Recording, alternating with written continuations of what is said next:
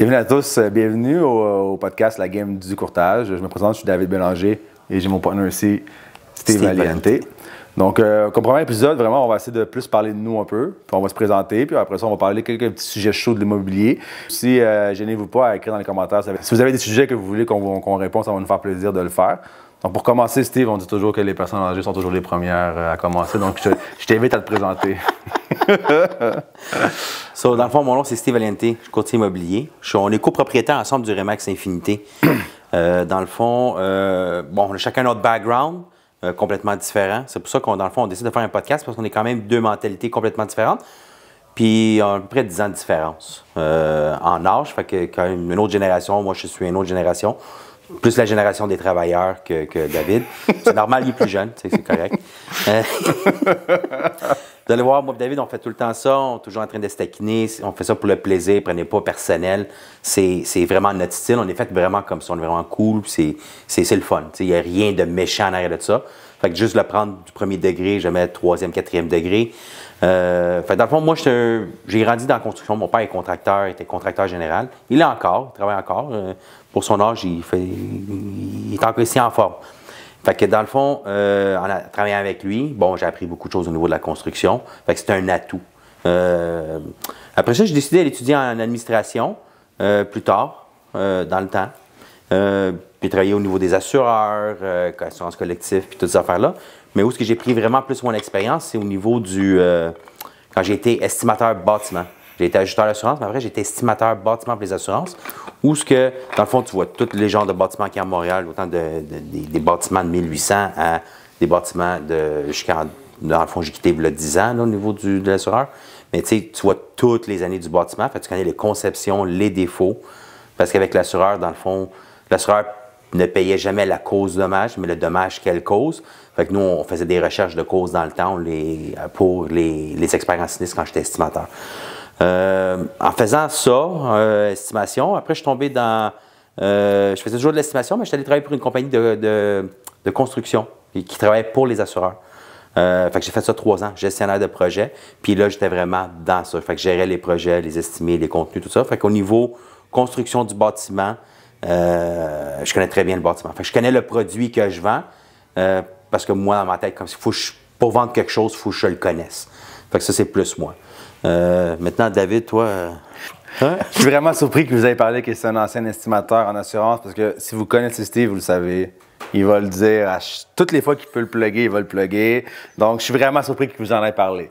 Comme il a dit, on est vraiment un background très différent. En fait, moi, je viens vraiment plus de la restauration, des bars. Donc, j'ai travaillé quasiment environ une dizaine d'années qui était justement dans la restauration, dans les bars. J'ai été gérant, barman, boss-boy. J'ai pas mal tout fait ce qui était dans la restauration. Puis, un jour, très bonnement, je suis assis au restaurant pour la fête d'un ami à ma conjointe, Claudia. Puis, j'ai un propriétaire de Remax qui est assis à côté de moi. Puis, on commence à jaser. Puis, moi, l'immobilier était aucunement dans mon radar dans ce temps-là. J'étais barman, j'aimais ce que je faisais. J'étais rendu mi-vingtaine. Puis, il m'a juste dit, écoute, David, je suis propriétaire, je te verrais peut-être être courtier. Tu devrais envisager d'aller faire ton cours. Puis, sur le moment, on jase, oui, non. On parle de plein d'autres sujets. Puis, c'est arrivé qu'un an après, j'ai eu un flash. Je me suis dit, tu sais quoi, qu'est-ce qu'il y a Alex Dion? Je peux le saluer aussi, là. C'est vraiment lui qui m'a mis la puce à l'oreille par rapport à l'immobilier. Puis, un an après, je suis assis chez moi, puis je me dis, tu sais quoi, l'immobilier, je pense que ça pourrait me tenter. Donc, je me suis inscrit, je me suis lancé dans ce projet-là sans vraiment pas savoir dans quoi je m'embarquais. J'étais toujours en location, j'avais pas fait d'achat encore de l'immobilier dans ce moment-là. Donc, ça a vraiment été pour moi de découvrir de A à Z qu'est-ce qu'était l'immobilier. Puis là, maintenant, ça fait 8 ans que je suis dans le domaine, 3 ans environ qu'on est copropriétaire de Remax Infinité. Puis écoute, j'aurais jamais pensé découvrir une passion comme que je l'ai présentement pour l'immobilier, mais je suis vraiment content d'être dans ce métier-là et de pouvoir aider les gens à poursuivre leur rêve, d'acheter une propriété de leur rêve. Dans le fond, la meilleure chose qui est arrivée dans notre... Ça fait quoi, 5 ans qu'on travaille ensemble? Environ. Oui. Je pense que dans tes premières années... Quand tu es rentré ici chez Remax Infinité, on est rentré en même temps, non? Oui, grosso modo, c'est vrai. C'est vrai, on est rentré. Ouais. Puis dans le fond, ça, c'est la meilleure expérience que tu as eue parce que tu m'as rencontré. Fait que tu as commencé à évoluer au niveau du courtage, à prendre le bâtiment. Puis c'est bon, tu vois. L'âge de différence permet que les plus vieux apprennent aux plus jeunes. Aux plus jeunes, ouais. Je vous dirais pas qu'est-ce que Steve pensait de moi au début. Ça se dit pas dans un podcast. Ça va s'en venir, ça, un moment donné. Mais peut-être si vous vous rencontrez en privé, il pourrait vous dire comment il me percevait la première année. Non, on va le dire au podcast. Hein? Non, on va le dire au podcast. Non, je suis sûr que le monde va vouloir le savoir. Puis oui, je vais vous le dire, ça va me faire plaisir. Mais laisse-nous faire une couple de vidéos avant, puis on va en parler de ça. Ouais. Je pense pas que vous allez être d'accord avec son image, mais bon, après ça, vous allez pouvoir juger par vous-même si Steve avait raison ou non. Mais pour faire une chose là-dessus, par exemple, puis ça, je le dis souvent à nos courtiers, moi, la première année, je venais jamais au bureau. Parce que dans le fond, ma première année avant, dans l'ancien Remax que j'étais, j'avais pas de bureau, donc je prenais pas l'habitude de venir au bureau. Puis nous, vraiment, ce que moi et Steve ont dit beaucoup aux nouveaux courtiers, venez à l'agence, venez parler d'immobilier. Tu sais, nous, au bureau ici, il y a toujours... nous, en tant que propriétaires, on a des courtiers hypothécaires qui sont ici. Donc, même si vous n'avez pas fait de transaction encore, ou vous êtes sur le bord de faire une transaction, vous êtes gêné parce que tu sais, je suis dans le courtage, mais je n'ai pas fait beaucoup de transactions, venez au bureau, venez parler d'immobilier. Ça l'aide vraiment à ce que vous vous sentez confortable dans un domaine qui est... Des courtiers immobiliers, là, même si ça fait 30 ans, 32 ans, notre partenaire Tony, ça fait plus que 33 ans qu'il est courtier. Puis encore aujourd'hui, on lui apprend beaucoup de choses à Tony. C'est sûr que ça, c'est différent. Tony apprend à tous les jours vraiment beaucoup de nous, tu sais, mais je veux dire, c'est un domaine que tu vas toujours apprendre. Il n'est pas là pour se défendre, c'est correct, on peut vérifier. Mais il va venir à mener, c'est sûr. On va le présenter à mener, c'est sûr. Mais donc, non, c'est ça, en gros. Moi, dans le fond, Remax Infinité, on est, ça fait quoi, 5-6 ans qu'on est ici. Le bureau est complètement nouveau, c'est un nouveau secteur. C'est Tony Valenti qui est le propriétaire. Moi, dans le fond, j'étais avec une autre bannière qui était KW, le Cullen William, à Laval. Puis ça faisait 3 ans que j'étais là-bas. Puis le bureau allait pas trop bien, fait que j'ai décidé de commencer à magasiner pour vérifier. En réalité, Tony, c'était un contact d'un de mes plombiers, un de mes amis qui est plombier, qui m'a dit « Hey, Tony, il va voir son bureau Remax. » Genre, Remax, you know what, laisse-moi laisser Remax. Fait que je suis allé voir, puis j'ai dîné avec eux autres, puis c'était super cool. Fait que dans le fond, j'ai signé avec eux autres. Le bureau n'était pas encore ouvert ici. Quand il était pas construit encore, là. Il était avancé, mais il n'était pas fini. Parce que j'ai signé en novembre 2000... en novembre 2017, 18, genre. Ouais, give or take. Fait que j'ai rencontré Tony et Stéphanie. T'es allé manger chez le Vietnamien Saint-Michel, là. OK, Vietnamien, ouais. T'as mangé du Vietnamien, là. J'ai dit, il dit quel restaurant tu vas aller? On va aller là-bas, tu sais. Je n'avais pas d'expectation, là. Fait que je voulais juste voir, c'était... OK, let's go, on y va. On va aller jaser, on va s'en... Fait que t'es allé là, ça a pris comme un bon heure et demie, là, je te dirais. Avec Tony, si vous allez dîner avec Tony, on vous avertit tout de suite. Prévoyez au moins 1h30, 2 heures facile. Tu appelles le restaurant, tu réserves pour 2 services. C'est ça. Parce que Tony, c'est quelqu'un qui parle beaucoup, puis ouais, c'est ça. Ouais, super sympathique. Je suis pas surpris. Et toi? Ben écoute, ça a été vraiment... C'est un peu différent, mais c'est un contact aussi de ma conjointe aussi, Claudia. Dans le fond, ici, il y avait un courtier hypothécaire de BMO qui était... Je me rappelle pas de son nom, je suis désolé, mettons, là, mais il travaillait pour cette agence-là directement. Puis moi, quand j'étais mon premier, moi, j'ai toujours été vendu Remax. T'sais. Contrairement à Steve, lui, il aime butiner un peu à gauche puis à droite. Moi, ça a toujours été la bannière Remax au Québec. C'est la bannière la plus forte, puis c'est pour une raison, dans le fond. T'sais. Donc, depuis le début, j'ai été avec Remax. Puis le Remax que j'étais, c'est au centre-ville. Puis c'était quand même assez loin. Même si j'allais pas au bureau souvent, quand c'était pour aller porter les documents, aller chercher des chèques, ça me prenait quasiment comme 1h30 aller-retour. Donc, je trouvais ça vraiment trop long. Puis j'avais commencé à regarder dans le coin, vraiment, moi, dans l'Est et tout, voir quel genre de bureau qu'il y avait. Puis je suis arrivé sur Remax Infinité. Puis ce qui m'avait accroché vraiment, c'est que dans ce temps-là, je pense qu'il y avait 12 courtiers. Puis si on regarde les autres bureaux Remax, c'est toujours, mettons, il y en a qui ont 300 courtiers, il y en a qui en ont 80. Puis moi, du moment que j'avais vu Remax Infinité, j'étais ça a l'air d'un petit bureau, tu sais, petite ambiance plus familiale. Puis naturellement, Claudia, elle avait dit aux gens que je commençais à être courtier. Puis le courtier de BMO aussi m'avait approché pour me dire écoute, David, on peut se rencontrer, je pourrais te parler des services de BMO. Puis en même temps, il m'avait comme parlé de Remax Infinité. Puis j'ai été manger avec fil en aiguille, je vais manger avec Tony puis Stéphanie. T'allais manger où? C'est un resto italien. Tu vois, moi, c'était italien. Tu vois, c'était pas vietnamien. C'est toi qui l'avais choisi ou c'est toi qui l'avais choisi? Non, c'est eux. Non, j'aurais pas... non, je me serais pas choisi un resto, en fait, mais c'était un resto italien. Puis encore une fois, on était resté un bon 2 heures.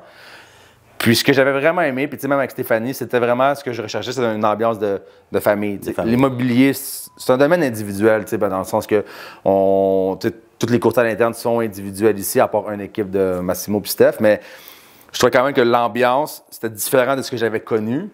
Puis vraiment, des gros bureaux, fait, là. Ouais, vraiment. Ouais. Puis c'est ce qui m'avait fait vraiment aller vers le bureau ici.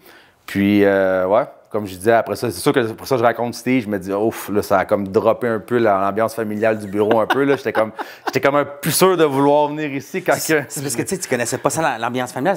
J'allais tout le temps à la pâtisserie, amener les pains, manger, mais tu venais tellement souvent au bureau que, quand tu commençais à venir au bureau, tu commencé à acheter du jambon cuit, au lieu d'acheter du prosciutto, la dinde. Ça fait qu'on on mange soppressate, capicole, provolone.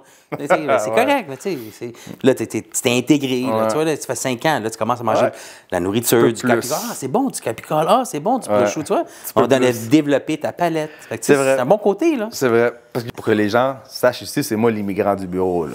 Ça, je le dis-tu son nom, l'immigrant du bureau? Ah oui, c'est correct, ça change quoi? Ouais. OK. Fait que c'est comme moi l'immigrant du bureau. Là. Donc, on est rendu, j'allais dire 2 Québécois, mais le nouveau, Mathieu Brault, est comme de nationalité française, en fait. Donc, je suis encore le seul Québécois du bureau, vraiment. Oui, français, donc, mais qui est né à Jonquière. Mais non, il est né là-bas, puis il était vécu à Jonquière. On va lui en parler, mais qu'on le reçoit au podcast, parce que ça, c'est sûr que il se considère français, mais limite, il est plus Québécois que. Il y a marine italienne, fait que, tu sais, pas mal. Il est diversifié. Oui, quand même, ouais. On pourrait dire, là, exactement, diversifié. Puis non, ça a vraiment été ça. Puis dans le fond, comment quand même Tony nous a approchés, ça a été vraiment super. Moi, en tout cas, je ne l'ai pas vu venir. Je ne sais pas si toi, tu l'avais vu venir, que Tony allait peut-être te proposer d'acheter des parts, mettons, avant que ça arrive. Non, pas vraiment. Honnêtement, je pense qu'il est arrivé, il nous avait proposé, il s'est mis dans sa tête. Parce que lui, il voulait plus relaxer. Là. Il voulait. C'est quand même, tu sais, il voulait dire, OK, tu deviens partner. Ah oui, partner, c'est le fun, oui. Mais il y a quand même des responsabilités qui viennent avec ça. Là. Fait que c'est sûr que là, nous, en étant 3, on sépare les tâches. David, c'est sûr que lui, il va tout à les 5 à 7. Fait que moi, c'est David qui fait les 5 à 7. Moi, honnêtement, j'ai des enfants, fait que je fais les sports. Invitez-moi pas au restaurant ou des 5 à 7, j'y vais pas. C'est David qui y va. Pour l'année, c'est tough. Pour vrai, c'est vraiment difficile là, parce que c'est vrai qu'il n'est pas très, très réceptif de ces choses-là. Là. Non, parce que dans le fond, c'est ça. À un moment donné, il faut que tu arrives à balancer travail, famille. C'est clair. Puis en ayant des enfants, David, il n'y en a pas. Fait que dans le fond, c'est sûr qu'il y a plus le temps de faire le party. Moi, honnêtement, j'ai pas plus le temps, puis mes enfants sont dans les sports. Fait que c'est sûr que ça tire beaucoup de jus. C'est clair. Fait que c'est ça. Fait que lui, on délègue là-dessus, mais tu sais, tout ce qui est par rapport, tu sais, quand David aussi, il y a des questions sur des inspections, ils viennent me voir, tu sais, les connaissances d'estimation bâtiment, tu sais, ça rentre en ligne de compte. Ouais, c'est vrai. Pour les questions en bâtiment, je dis souvent aux gens, les questions en bâtiment, allez voir Steve, puis quand c'est le temps de négocier, venez me voir moi, parce que j'ai une approche plus douce, on va dire. Je pense qu'il y a un problème avec le micro. Mais oui, c'est correct. Ouais. Quand ils veulent une deuxième opinion, ils vont voir David. T'sais. Ils ont pris la première. Là, au moins, ils vont voir David puis ils savent de quoi ils parlent. Fait que, c'est correct. C'est ça.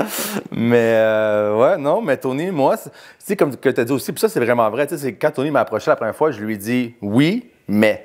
T'sais, parce que tout le monde, je pense que c'était vraiment comme une surprise. Puis c'est sûr que je connais pas beaucoup de courtiers qui auraient juste dit non à cette opportunité-là. Je pense qu'à la fin, tout le monde aurait dit oui. Mais même au début, moi, j'ai pas arrivé en disant oui, OK, let's go. Shing n'est pas. On s'est quand même assis, puis ça a quand même été quasiment un an et quelques que ça avait pris vraiment. Parce que veux pas, c'était au début, il était un petit peu plus difficile à convaincre. Il a fait. Je pense que Steve voulait se faire désirer dans la vie. Il adore ça, Steve, se faire désirer. Fait que là, comme, il était in, mais tu sais. Il était out, il était in and out. Ouais. Il était comme un peu indécis, mais tu sais, quand même, je pense qu'au final, ce délai-là, quand même, nous a quand même permis de mieux définir les tâches, quand même. Puis de sentir qu'on est sur la même longueur d'onde tout le temps, parce que vous allez le voir, on est rarement sur la même longueur d'onde, dans le sens que. Chaque sujet, on a souvent une vision qui est différente, mais à la fin, quand on parlerait du bureau, notre but à nous, c'est d'aider nos courtiers et d'être là pour eux tout le temps, dans le sens que d'avoir l'encadrement, parce que je le dis souvent, Steve était carré, je le dis, mais l'immobilier, c'est un peu comme si tu te dis, est-ce que tu sais nager? Oui, mais si je te le mets dans l'océan, tu vas te noyer. Puis moi, c'est un peu comme ça que je vois l'immobilier, parce que, je te donne un exemple, si tu fais un cours de plombier, d'électricien, tu vas arriver ta première journée au travail, le gars va dire, le contremaître, OK, va-t-on au 10e étage, va faire la salle de bain du condo 1106, tu sais. Mais quand tu es dans l'immobilier, la première journée, tu as ton permis, c'est quoi tu fais? Tu te réveilles, tu dis, oui, j'ai mon permis, j'ai des cartes d'affaires, j'ai des pancartes qui dorment. Mais qu'est-ce que je fais vraiment dans l'immobilier? Puis ça, je pense que c'est quelque chose que nous, à l'interne, on essaie beaucoup de faire du focus sur vraiment du coaching one-on-one avec les gens parce que je trouve vraiment que c'est tough commencer dans l'immobilier. Oui, c'est parce que c'est pas que c'est pas une job. Je veux dire, tu crées ta propre job. C'est pas, tu vas voir ton boss, puis ton boss va te dire quoi faire. Là, dans ce cas-là, c'est toi qui dois avoir fait structurer, faire tes plans. Puis, on s'entend que c'est pas tout le monde qui est pareil. Il y a du monde qui sont plus structurés que d'autres. Il y a du monde qui sont plus robotiques que d'autres. Il y en a qui sont plus entre-gens que les autres. Fait que, chacun, puis c'est de développer tous ces aspects-là parce que quand tu rencontres des clients, mais ils sont pas tous pareils. Fait qu'il faut que tu sois comme un caméléon, faut que tu t'adaptes, faut que tu... Fait que, tu sais, c'est cette perception-là, les courtiers, il faut quand même pas les coacher, mais on les coach, oui, parce que tu vas avoir un courtier qui, des fois, il y en a un dans les débuts ici, je te dirais, il faisait 20-30 appels par jour, il y avait au moins 4 à 5, 3 à 4, 5 même représentations par semaine, il ne closait pas de deal. Je veux dire, le gars, il est fort au téléphone, il arrive à closer ses rendez-vous, mais il n'arrive pas à closer ses deals. Mais là, il y a quelque chose qui ne marche pas. Fait que, puis là, ça donnait qu'il était à côté de mon bureau. Fait que j'ai dit, you know what, je vais aller avec toi faire. Je veux voir c'est quoi ses erreurs. Tu sais, est-tu humain? Es-tu trop focusé sur les chiffres? Fait que, en allant avec lui, mais c'est là que. On a amélioré, puis aujourd'hui, c'est un côté qui est productif aujourd'hui. Ça a été un game changer. Puis pour de vrai, on le dit vraiment humblement, dans le sens que, tu sais, je pense qu'être courtier, c'est vraiment c'est un tout, là. C'est pas juste d'être bon dans les chiffres, c'est pas juste d'être bon avec les personnes. Il faut quand même avoir aussi une connaissance générale du bâtiment et tout, quand même. Mais vraiment, je pense que ça, on va sûrement le recevoir dans le podcast. On vous le dira en temps et lieu c'est qui, tu sais, mais je pense que pour lui, ça a vraiment été un game changer parce que nous, à l'interne, dans les chiffres qu'on a vus de sa business, ça l'a beaucoup augmenté après parce que. Puis des fois aussi, c'est un petit quelque chose. Hein? Tu sais, des fois, on est là et on dit j'ai pas eu ce deal-là, pour quelle raison le client a choisi l'autre. Puis des fois, c'est pas que t'as pas été bon. Des fois, des fois, juste quand t'as été le voir, il mouillait, ça que le client était moins en train. Puis le lendemain, il faisait vraiment beau, puis l'autre côté, il a été, puis ça a donné que ce speech-là, le client était plus ouvert à le recevoir. Donc, c'est pas que des fois. Fait que l'immobilier, c'est quand même super difficile, tu te remets souvent en question. Puis je pense que nous, à l'interne, on est tout le temps au bureau. Nos téléphones sont toujours ouverts dans le sens que, même si vous avez des questions à 9h, 9h30, c'est cliché, mais on répond. Ben, je réponds. Ça va être des fois. Je réponds tout le temps. Ça va être difficile. Jusqu'à 11h. Oui, c'est vrai. À 11h, c'est le cut-off. Si tu m'envoies un texte puis je suis réveillé, ben, je vais te répondre. C'est vrai. Bon, on s'entend, l'immobilier, ça concerne tout le monde, que tu sois en location ou même tu sois propriétaire. Tu sais, l'immobilier, le marché immobilier te concerne toujours. Donc, moi, il y a une question qui m'est souvent posée dernièrement, c'est comment tu crois que le marché immobilier va être en 2025? Donc, toi, pour l'année prochaine, comment tu vois le marché immobilier? Écoute, c'est sûr que si on écoute la politique, pour moi, le marché, il va tout le temps bien. Si tu travailles, tu fais ce que tu as à faire, techniquement, tu vas faire tes chiffres. Okay? Il y a l'immobilier pour tout le monde. Il y a l'immobilier pour tout le monde, la business pour tout le monde. Puis si tu es présent, il y a toujours quelqu'un qui veut vendre, toujours quelqu'un qui veut acheter. Maintenant, c'est sûr que si tu es focusé, tu suis l'économie ou tu suis la politique. Tu sais, comme on le regarde, là, qu'est-ce qu'il fait Trump? Là? On va mettre les tarifs à 25 puis là, tu regardes les affaires à télé, LCN ou tous les autres réseaux qui disent ben là, s'il fait ça, on va rentrer en récession. Puis si on rentre en récession, mais encore là, il va y avoir des maisons qui vont se vendre pareil, il va y avoir moins d'acheteurs sur le marché. À la fin, là, fais ce que tu as à faire. Là. Puis focus pas sur les nouvelles, focus sur ton travail, qu'est-ce que tu as à faire. Tu as des clients à servir qui veulent acheter, tu as des clients qui veulent vendre. Go for it, tu vas faire tes chiffres, puis on y va comme ça. Bon, ça va être, c'est la première question, puis déjà là, je suis pas d'accord avec sa réponse, donc c'est excellent, Steve, c'est parfait comme ça. En fait, moi, c'est excellent. J'aime le mot que tu utilises. ouais, ça c'est vrai. Mais pour ma part, moi personnellement, je pense que en 2025, oui, c'est vrai que quand tu parles, admettons que ce que Trump et tout, c'est vrai que ça met un nuage en haut de l'économie canadienne en général. Mais pour ce qui est du marché immobilier québécois, les taux sont en train. On a déjà eu avant hier aussi une baisse du taux directeur qui est rendu à 3 %. On s'entend que le marché immobilier, c'est l'offre et la demande. Oui, il est à 3 Ouais. OK. S'il met les tarifs de 25 qu'on écoute ce qu'il disait à la télévision, il met 25 qu'est-ce qui va arriver? Les taux d'intérêt vont remonter? Quand tu s'en vas en récession, tes taux d'intérêt remontent. S'ils remontent, qu'est-ce qui arrive? Il y a moins d'acheteurs. Oui, mais ça, c'est que là, c'est une menace présentement du 25 %. Est-ce qu'il va vraiment le faire au complet? Combien de temps ça va durer? Qu'est-ce que le Canada va réagir? Puis ça, je crois que c'est des questions que. Clairement, on est des courtiers immobiliers, on n'est pas des économistes. Mais même être un économiste dans la politique, je pense que c'est vraiment un gros point d'interrogation. Exactement. Mais au final, si on se fie que même les spécialistes prévoient quand même des baisses de taux aussi durant l'année 2025. Puis moi, l'immobilier, je la vois toujours comme l'offre puis la demande. Donc à la fin de la journée, si les taux d'intérêt sont un petit peu plus bas, les acheteurs vont avoir une plus grande capacité d'emprunt. Donc, veux pas, le marché va être bon quand même. Bon pour les vendeurs. Est-ce que pour acheteurs, ben, tu sais, présentement, on le voit encore. Hein, des fois, des clients me demandent, y a-tu de la surenchère? Ça arrive. Tu sais, c'est pas comme durant le COVID. Tu sais, dans le fond, tu t'es rendu compte, tu as dit qu'est-ce que j'ai dit, mais d'une façon différente, c'est tout. Moi, je trouve pas, mais bon. Je sais pas si les gens sont d'accord avec ça. Ah, moi, j'ai une bonne question.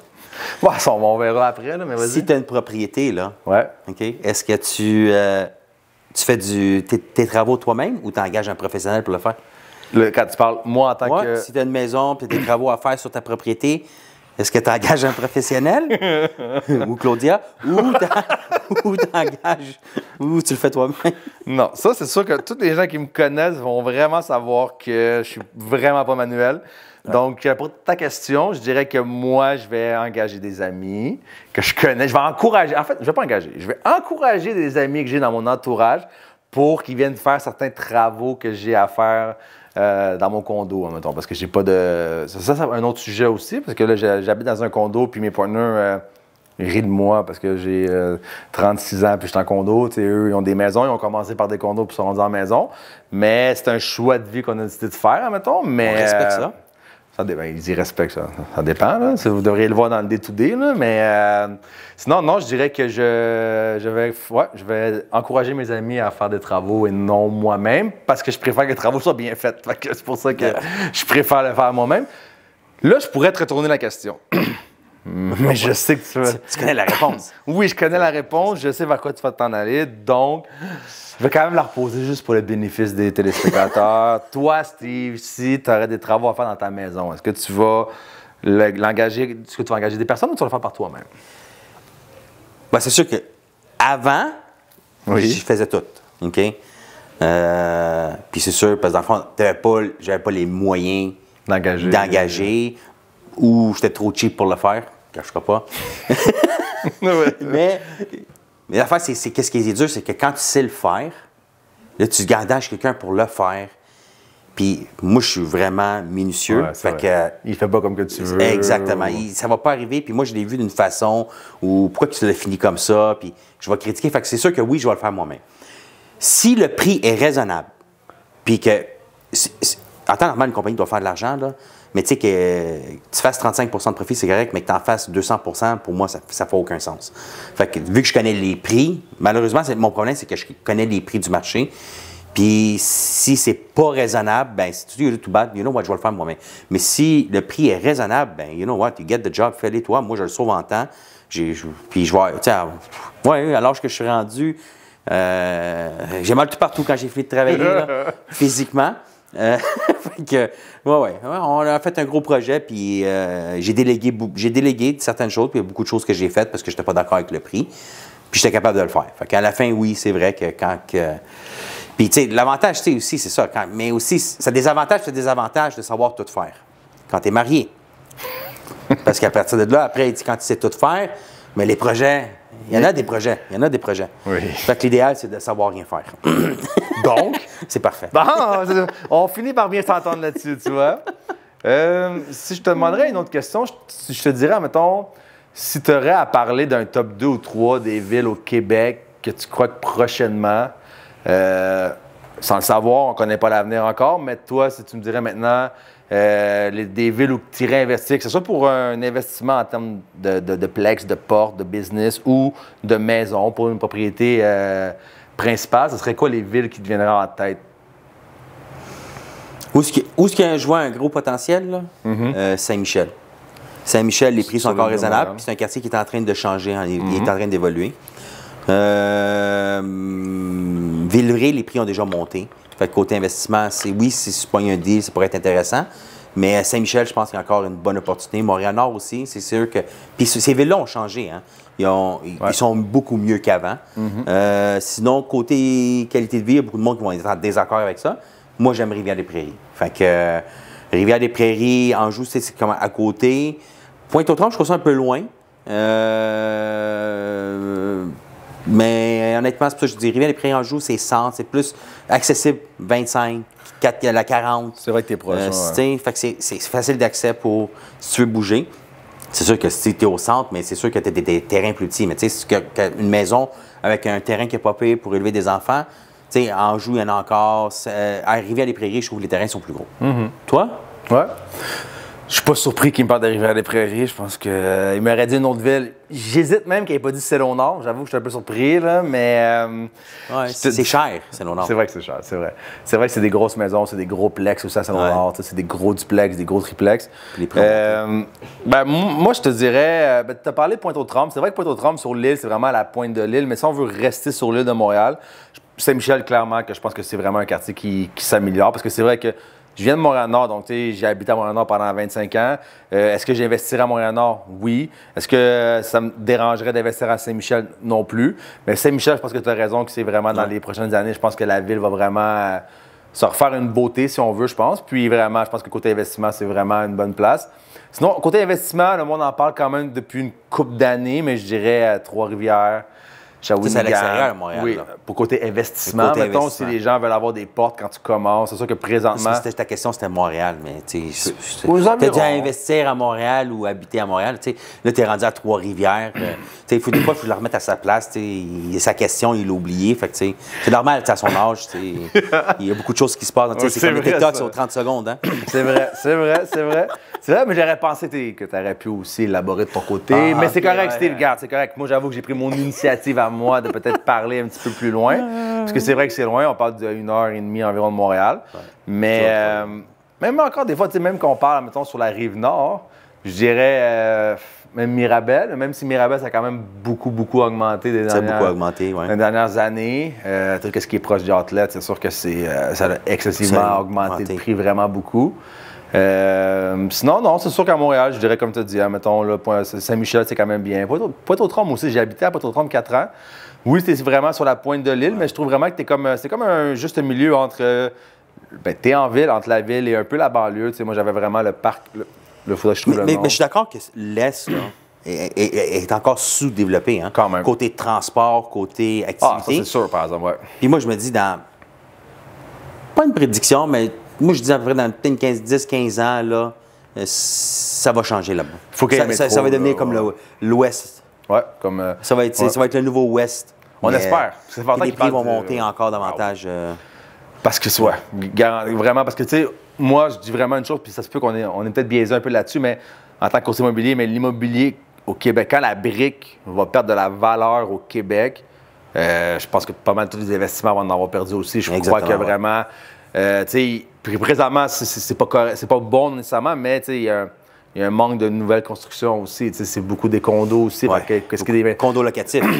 Maintenant, les compagnies font beaucoup de condos locatifs. Ouais. Donc, puis aussi, quand tu as une famille, des fois, est-ce que ça convient vraiment avoir un condo au long terme? Je pense qu'à la fin de la journée, oui, ça peut le faire quand même, mais c'est sûr que d'avoir une cour avec des enfants, c'est sûr que c'est comme l'idéal, on dirait, que les gens ont. Donc, il y a tout ça aussi, le manque de construction neuve. Puis, il y a ça aussi que vraiment, on dirait vraiment des fois quand tu es du côté investisseur ou entrepreneur, on dirait quasiment que la ville te met des bâtons dans les roues. La ville ne fait pas vraiment te mettre des bâtons dans les roues, mais les délais sont tellement longs, ce qui fait retarder les constructions qu'au final, je vois pas comment que l'immobilier perdrait de la valeur, en fait. Si on regarde les 5 dernières années, je pense aussi qu'on peut le voir avec les chiffres à l'interne. L'année 2023 a été un petit peu plus tranquille côté chiffres. À cause des taux d'intérêt, était comme à 6,5 %. Ouais. Donc, tu veux pas, le marché était quand même plus un peu au reculon. Ça a été quand même une bonne année au final. Je pense que les courtiers à l'interne ont quand même fait des bonnes années aussi. Mais si on regarde les chiffres overall à comparer de 2024, je pense que 2023 a été notre année plus tranquille. Puis, justement, je lisais un article qui disait que pour lui, les prochains 10 à 15 ans, ça reste bon. On ne sait jamais ce qui paraît dans l'avenir, mais ce spécialiste-là disait que dans les 10 à 15 prochaines années, il ne voyait pas vraiment l'immobilier. Ça va dépendre de ce que Donald Trump va faire. Ça, c'est sûr que c'est un X-factor, que c'est très... c'est problématique. Que c'est très problématique, quand même, c'est sûr. Mais tout va bien aller. Vous connaissez cette ligne-là, tout va bien aller. Ça va bien aller, c'est vrai, ça va bien aller. Pour ton acheteur, puis tu n'as pas de problème. Ouais. Non, c'est ça. Puis ils se rendent compte aussi, on parlait, c'est la plus grande transaction de leur vie, c'est souvent l'immobilier pour 85 % des gens. Ta résidence principale est le plus gros investissement des gens. Fait au final, on veut pas des fois, oui, on veut tout sauver de l'argent, on va tout essayer, mais je pense que des fois, maintenant, de plus en plus, je pense que les gens aussi se rendent. Oui, dans les médias, ça nous bâche. On s'entend que le monde ne sont pas capables de mettre un clou sur un mur, OK? Fait que maintenant, ils appellent tous des courtiers pour faire. Fait que la génération plus jeune vont faire affaire avec des professionnels. Because they value the time. Ça, je trouve que c'est vrai que quand même. Ils veulent se protéger davantage.